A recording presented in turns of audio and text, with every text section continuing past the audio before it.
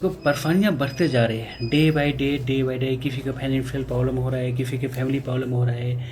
लेकिन ये सब तो चलो ठीक है, ये सॉल्व हो जाता है। लेकिन सबसे बड़ा प्रॉब्लम जो चल रहा है आज के डेट में, वो है हेल्थ प्रॉब्लम। चलिए, हेल्थ प्रॉब्लम में फिर बहुत से लोग क्या है कि बहुत से डिफरेंट टाइप ऑफ ये डिजीज से सफरिंग कर रहा है। जैसे आपको sciatica हो गया, जैसे पैरालिसिस हो गया, कि किसी को हार्ट अटैक हो जाता है, किसी को सर्वाइकल स्पॉन्डिलाइटिस हो जाता है, किसी को फ्रोजन शोल्डर हो जाता है, किसी को घुटने में दर्द हो जाता है। तो बहुत कि ये यानी ये बहुत से लोगों इस चीज़ से परेशानी से झेल रहा है। तो चलिए, उसमें मैं क्या है कि एक टॉपिक है, एक पर्टिकुलर टॉपिक लेकर आया हूँ, सर्वाइकल स्पॉन्डिलाइटिस।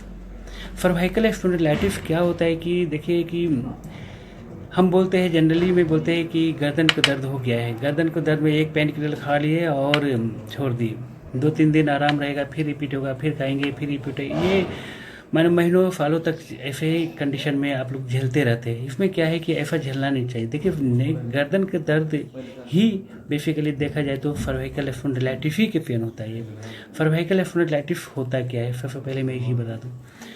इसका जो सिम्टम होता है सर्वाइकल स्पॉन्डिलाइटिस को, बेसिकली ये जो दर्द जो स्टार्ट होता है बेसिकली सर्वाइकल लेवल से 7 बॉन्स होता है ना।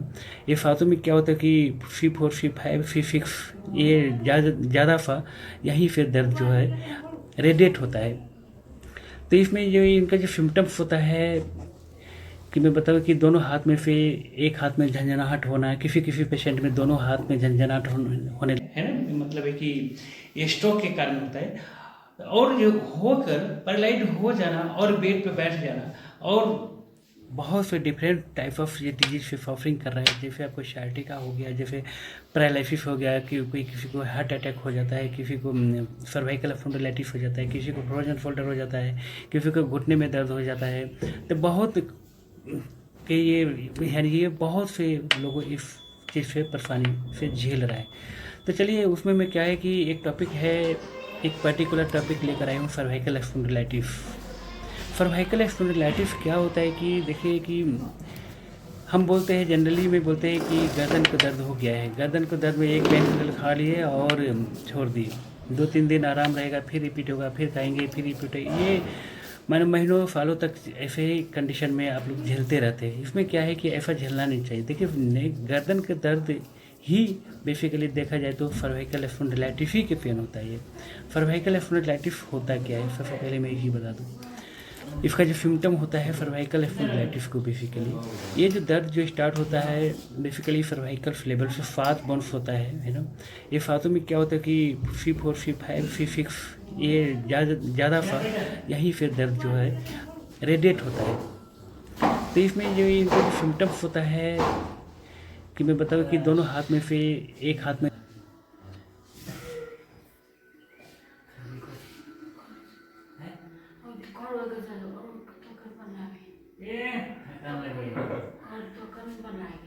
चक्कर भी आ रहा है। हाँ? चक्कर नहीं आ रहा है।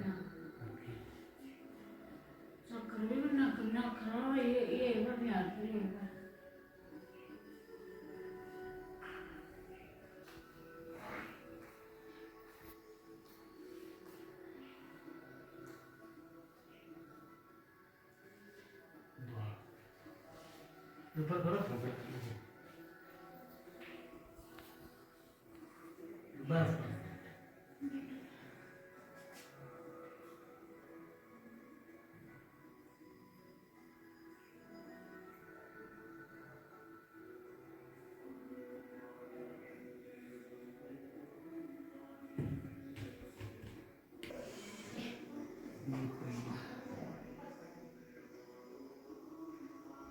ये छोड़ो।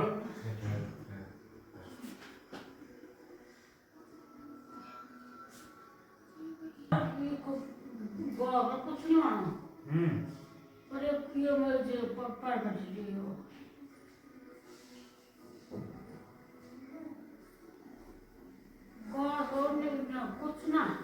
अच्छा, देखने में दिक्कत तो नहीं होता है ना? अच्छा, देखना पानी जो पीते हो तो बाहर आ जाता है। हाँ, गिरता है पानी गिरता है ना।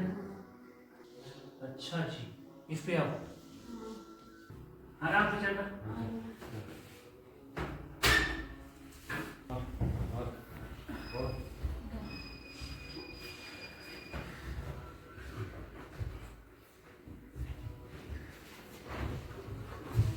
ठीक है, ठीक है।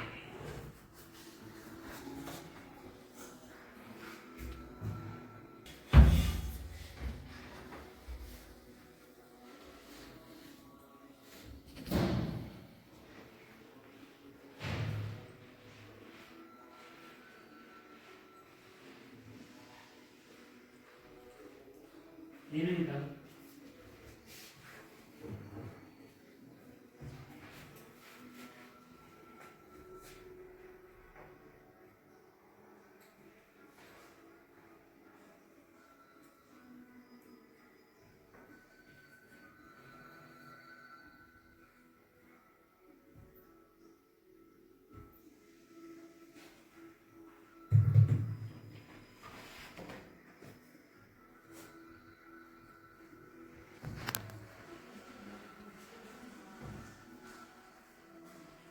रोक के रखो, यहीं पे रोक के रखो, यहीं पर, यहाँ रोको रोको रोको।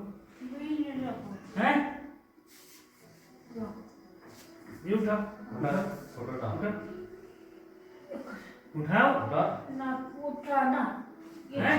उठाना, उठाओ उठाओ उठाओ। ये बोल, क्यों उठाना?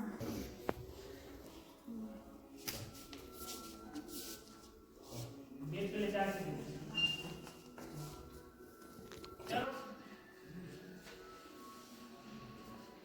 इसका जो कारण है बेसिकली देखा जाता है तो टू टाइप है, बेसिकली देखा जाए तो और भी है, लेकिन टू टाइप है। एक होता है कि हेमरेजिक, जो हेमरेजिक जो होता है बेसिकली बीपी के कारण होता है, बीपी बहुत ज़्यादा बढ़ जाता है और हमें पता नहीं होता है।